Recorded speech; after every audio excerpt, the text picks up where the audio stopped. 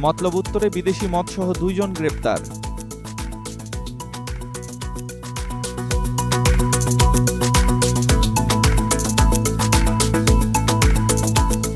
চাঁদপুরের মতলব উত্তর উপজেলায় বিদেশি মদসহ 2 জনকে গ্রেপ্তার করেছে মতলব উত্তর থানা পুলিশ।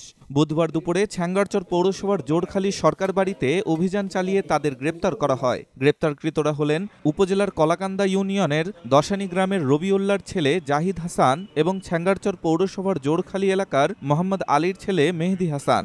জানা যায়, বুধবার দুপুরে মতলব উত্তর থানা পুলিশের একটি দল মাদক বিরোধী অভিযান চালায়। এ সময় গোপন সংবাদের ভিত্তিতে উপজেলার ছ্যাঙ্গারচর পৌরসভার জোড়খালী সরকার বাড়ির মেহেদি হাসানের বাড়ি থেকে 10 বোতল বিদেশি মদসহ 2 জনকে গ্রেপ্তার করা হয়। মতলব উত্তর থানার ভারপ্রাপ্ত কর্মকর্তা মোহাম্মদ আলমগীর হোসেন রনি জানান, গ্রেপ্তারকৃতদের বিরুদ্ধে মাদক আইনে মামলা দায়েরের পর জেল হাজতে প্রেরণ করা হয়েছে।